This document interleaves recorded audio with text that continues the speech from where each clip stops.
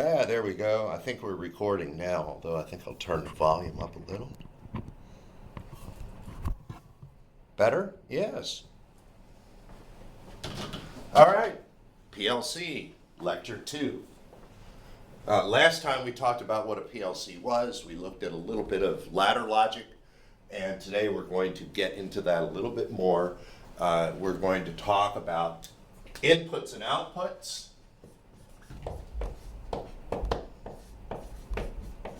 and field devices.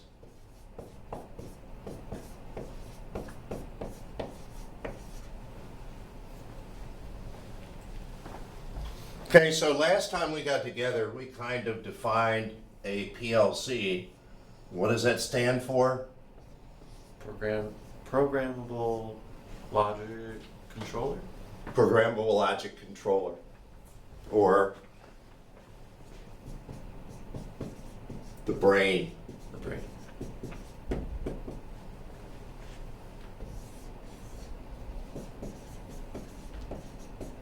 The brain takes inputs, makes decisions, and sends out outputs.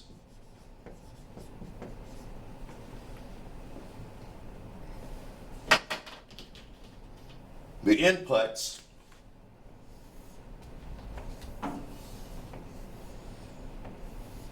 all have numbers.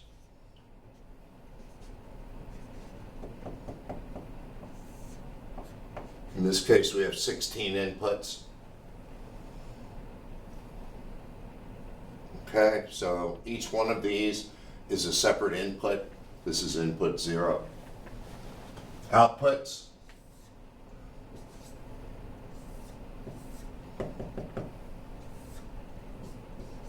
Sixteen outputs.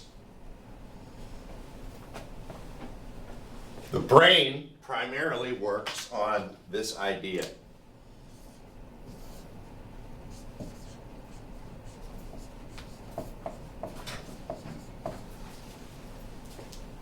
Thank you, sir. Welcome. Brain primarily works on the idea of if something is happening at the inputs, then we will do something at the outputs. Okay? So, everything over here, input field devices. Over here, output field devices. Now, if you've taken an Arduino class, then you will recognize these as things like sensors, transducers, things that measure stuff.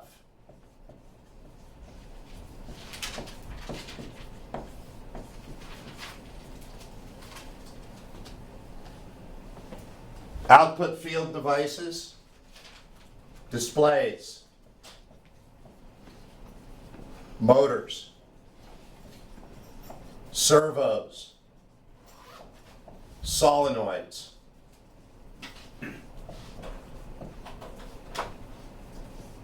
do stuff.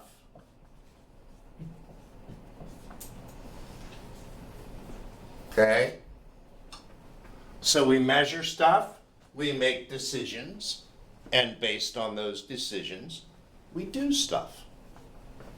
That's a pretty simple idea, isn't it? Mm-hmm. Can you think of any examples of this in your life? Yeah. Starting a fire, and fire's too hot. You get too close. Sensory, like you try and pull away from that because it's too hot. Cold water, you breathe in. Cold, yeah, so like. So your body does this. Yeah. Your body regulates itself. It has input field devices. What are the input field devices called in our body? Senses. Sure. Smell, taste, touch, all of those things are field devices for us. And our brain takes inputs from those field devices, and what do we do with that information? Oh, it's too hot, I guess I'll turn on a fan.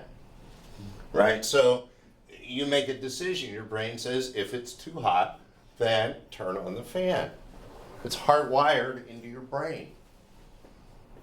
And those things are there based on your education. That's the nature of intelligence. Artificial intelligence tries to duplicate that, but your brain develops its own program through experience. We don't have that luxury when it comes to PLCs because the brain isn't sentient. It has no ability to reason. So we have to tell it exactly what we want it to do. Okay, we have to give it instructions. An example of a very basic PLC would be a microwave. Sure, microwave takes inputs. Yep. If there's time on the clock and the door is closed and start is pressed, then the microwave will activate. Sure, yep. If the timer reaches 0, power is cut. Yeah, there you go.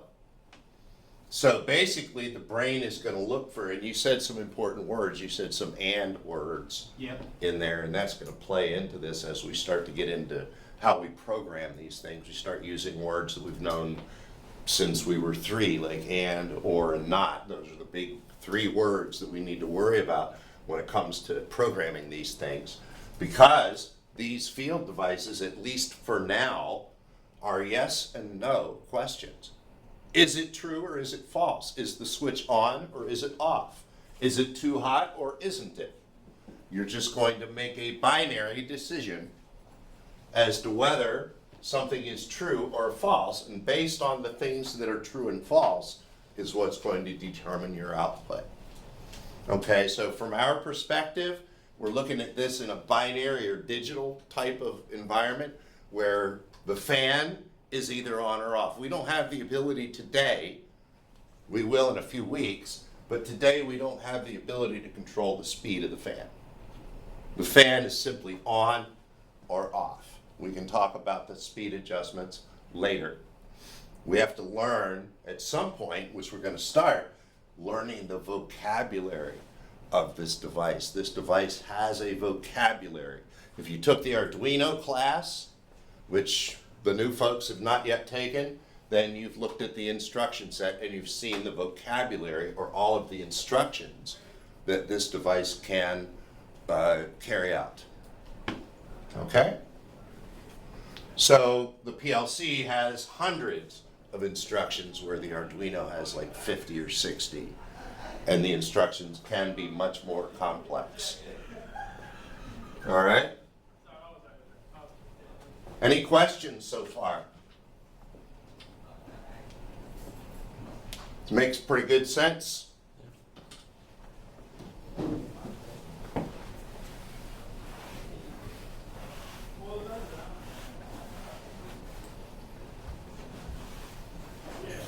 So the way these devices are programmed is what we'll go into next, but just before we do that, I want to lend some credibility to what we just said by circulating around this example of a PLC.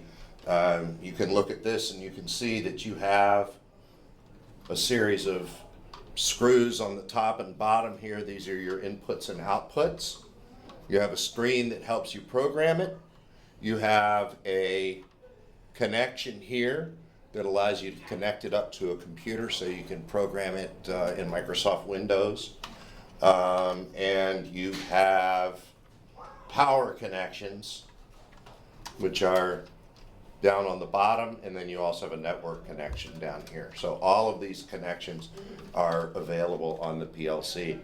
So the PLC then connects to its field devices using screws here where you wire in all the field devices. So it's really a fairly simple concept of how that works. And I'll pass this around, you guys can look at it.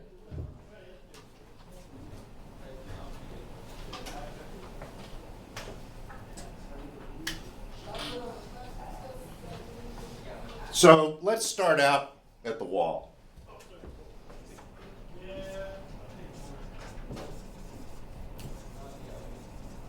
The wall has 2 prongs, 3 prongs actually. Hot, neutral, and ground.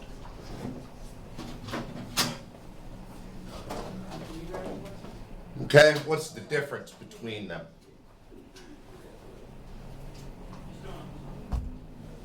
Hot is our source of energy. Neutral is the power company's ground. And ground is your location ground.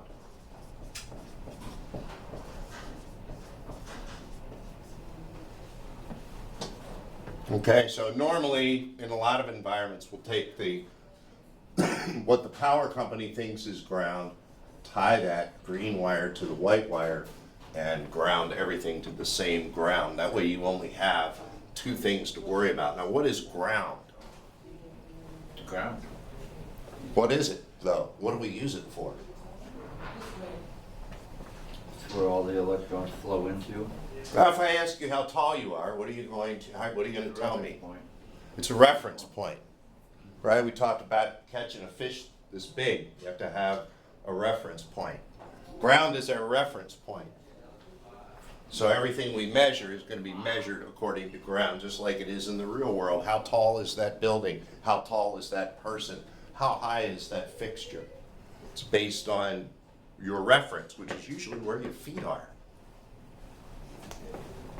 But, as you know, that reference can change.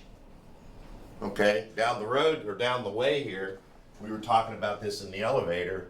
We have the 3rd floor of one building joining up with the 2nd floor of another building. And there is a ramp that goes up between the 2. What would happen if there were no ramp there?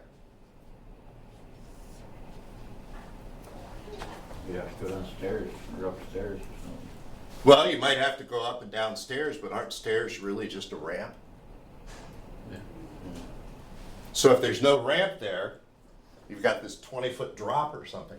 What's going to happen? Nothing good. Nothing good will come of this. If you go down a 20-foot drop, you're going to convert all of your potential energy to kinetic energy in one fell swoop and then convert it back from kinetic to potential, bam, when you hit the bottom. Once and stop. Right? So what we do is we put a ramp here, and what does the ramp do? The ramp does the same thing a parachute does. It allows you to bleed off that difference in potential because the difference in gravity, difference in height, allows you to bleed that off slowly. That's why we connect the 2 grounds together, so that we can have them both connected and have a ramp between the 2. Because what the power company says is ground might not be the same as your house, because the earth has water and rocks and everything else in it that can have resistance. So, that being said, we're going to call this hot source L1, and we're going to call the reference L2, and we're going to draw those 2 things apart from each other.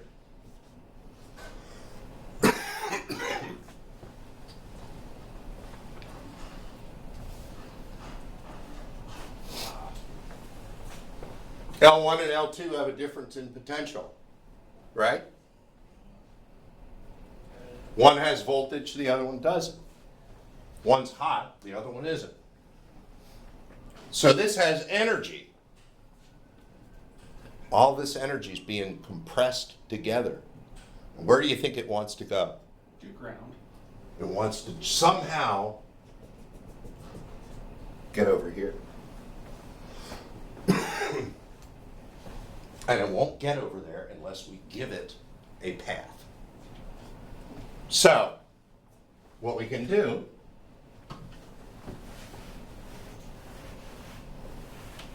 take our little PLC here. Input 0, 1, 2, 3. Output 0, 1, 2, 3. And at some point we start to do this so that we know whether it's O or 0.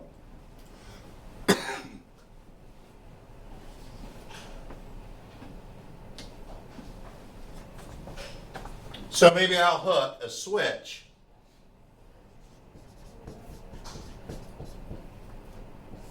over here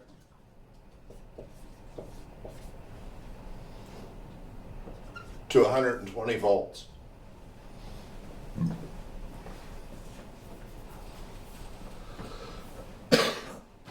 When the switch is open like it is right now, do I have any energy at this input? No. No. When I close the switch, it makes this connection. Do I then have energy at this input? Yes. Yes. So yes or no question, is the switch closed or is the switch open? The PLC knows that because it sees that potential energy pop up right at that input. So what? We're going to connect a light to output 1, and we're going to connect the light then to ground. What happens when we close the switch? PLC is going to turn on the light. Okay, anybody else? When you close the switch, you have connection, so you have the input and output. Agree? Yeah. Agree? Agree? What do you say? It won't do anything unless it has a program to tell it to turn on the light. Correct. There's no program, nothing will happen. The PLC is going to sit there, and when this goes high, it's going to say, "Huh? Imagine that." Oh well. So we have to put a program into the PLC, and that program is going to look like this.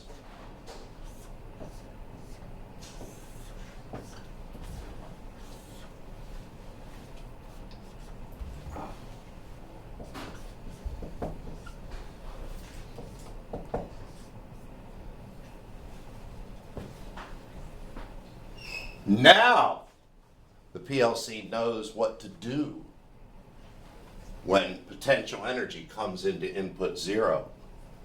It says, if this becomes true, close this and allow energy to go to the light, where it will go through the light and back to L2. So we've now created a path for energy to get to that light.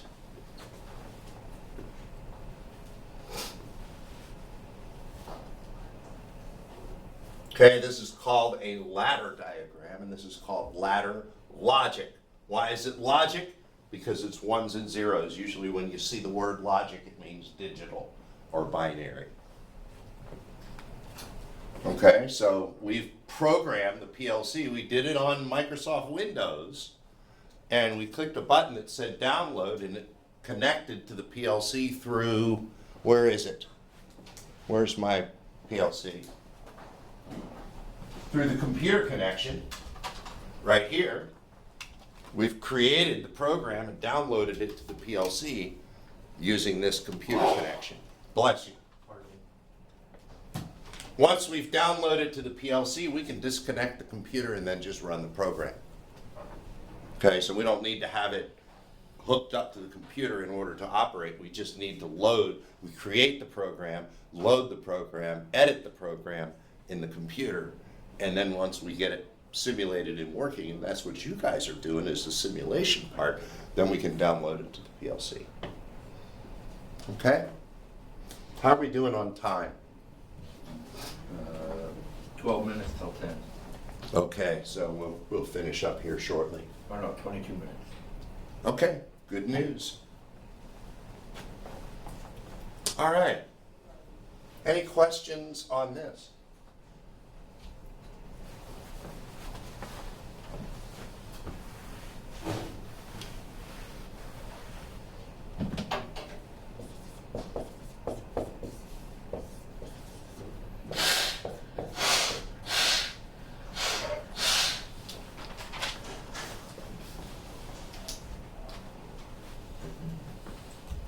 Okay, if you've ever seen diagrams like this, and you will later in electronics class,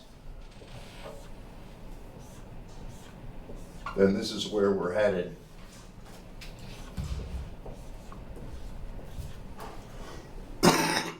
If you've ever seen drawings with those symbols in them, those are digital or binary Boolean logic symbols that represent the and, or, and not function.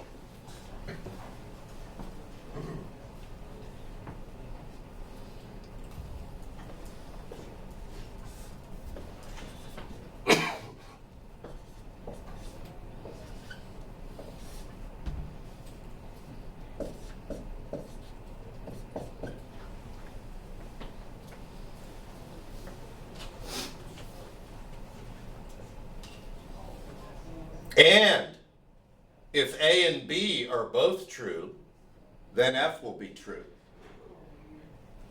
Or if either C or D or both are true, then G will be true. Not if E is true, H is false, and right vice versa. But we cannot put those drawings in our ladder logic diagram. We have to think about this a little bit. So let me give you an example here. Let's say we have this.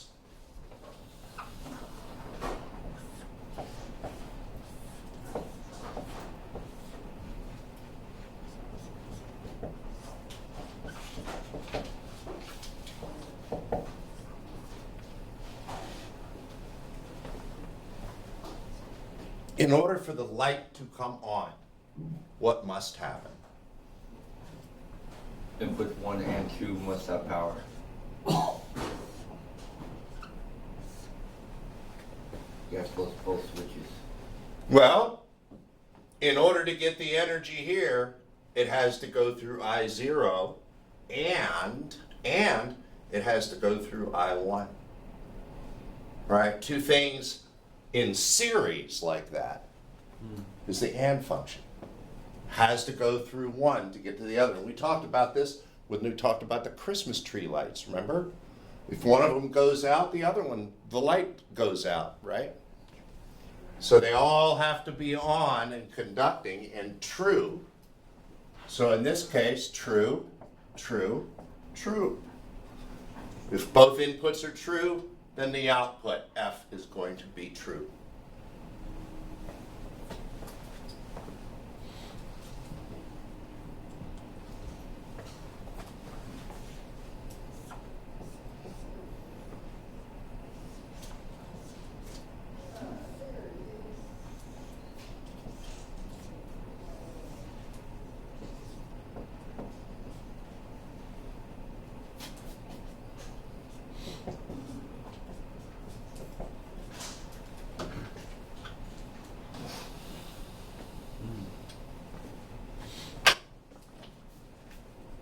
How does energy get to the light? It's or. So either input 0 or input 1 can be true to make it work. There are two separate paths. So if I0 or I1 is true, the light will be coming on. If neither of them are true, the light will stay off. If both of them are true, the light will come on. And it will be no different. It won't be brighter because the light only consumes what current it needs. It won't be brighter, but it'll have more current available to it.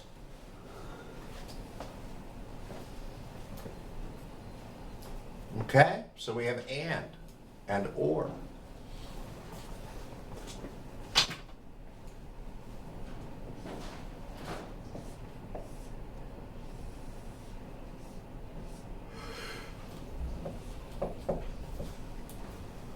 Oops, let's make that output 2.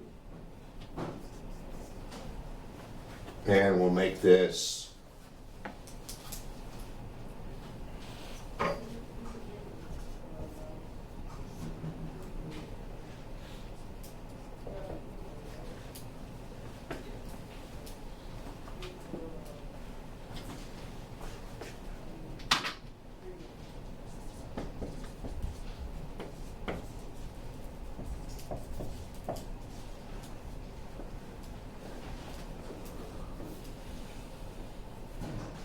In this case, we're using a different symbol. We're using the same symbol here, but with a slash on it. It's one of the menu items you can get from your drop-down palette of different commands. Each one of these is a command or an instruction. And this instruction says, if the switch is on, the light will be off. Okay, so in this condition right now, the switch is off. And if the switch is off, the light will be on. So it gives you the opposite function. We call that normally closed. These are called normally open. These are called normally closed, and they're two separate things. Where's the box of cables?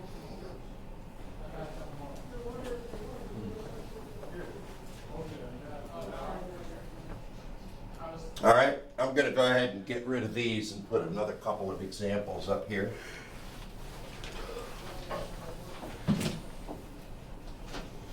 Let's see. Use the black.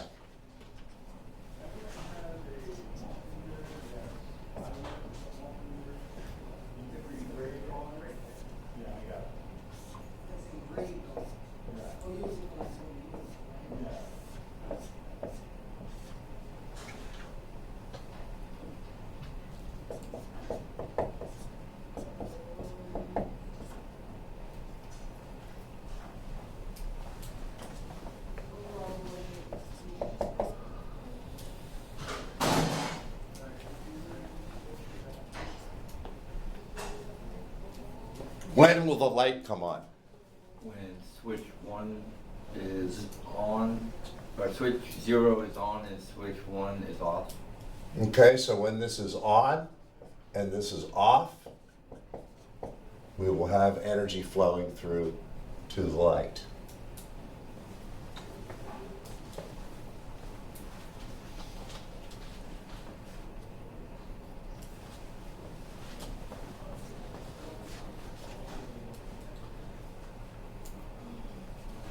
So that's like the master kill switch on a gas pump, gas station. Yep, could be. Absolutely.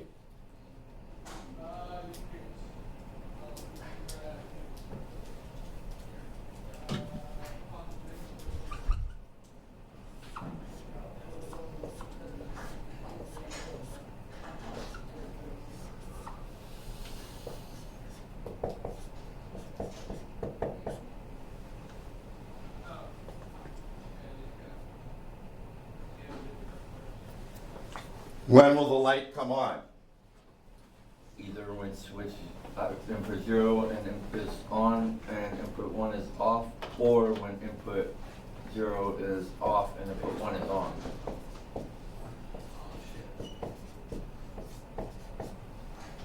What happens when both switches are on? When both switches are on, The light's off. the light's off because this opens and prohibits it from going through. In order for this to be true, input 1 has to be off. So in order for this rung, let's call this rung 1. In order for rung 1 to work, we need to have switch 1 on and switch 2 off, right? For rung number 2 down here, we need to have switch 2 on and switch 1 off. So it's kind of like you can have your cake, but you can't have your cake and eat it too circuit. You can have one or the other, but you can't have both switches on or both switches off. If both switches are on or off, this will not light. Only when one switch is on and the other one is off, and you can have it either way. But if both are on or both are off, you're out of luck.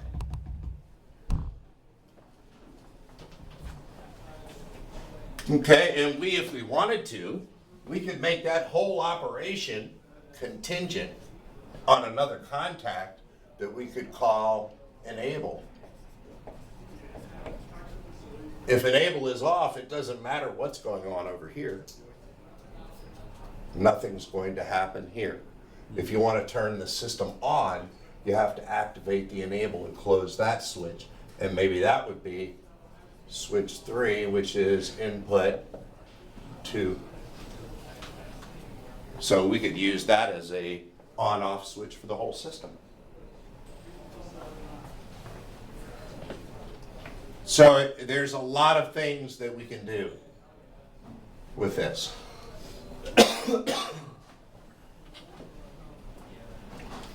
Next time, we'll look at NOR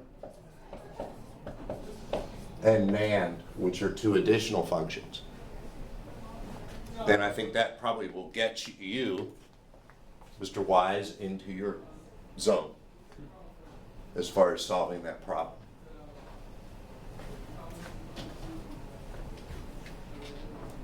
All right, anyone have any questions on what we talked about today? The second electronics lecture is up on Canvas, and this one will be up there probably this evening sometime, depending on my schedule. And we'll be in good shape for that. Tomorrow, Thursday, is usually kind of unscheduled as far as what we're going to talk about. So I think tomorrow we will have another electronics lecture and get caught up on that because we missed that yesterday. So last time in electronics we talked about, I believe we talked about series and parallel, and we looked at an example of a combination circuit, and we were going to look at the other version, or the kind of backwards version of that circuit, and analyze that. And that should be where we are for tomorrow. We could do a couple of examples. We need to talk about something called superposition, which is an important concept in electronics too. So I think we'll do that tomorrow. That will get us ready to start, probably start alternating current next week. Sweet. All right? Hopefully by next week I'll be able to get the information up on the screen from the PLC simulator program. Even if I have to bring that stupid ugly TV up here, we might have to do that, but I don't have a computer up here yet, but I got a couple days to figure that out. All right? Any questions, anything else? Otherwise, I'm going to go ahead and turn off the recording and terminate this adventure. All right.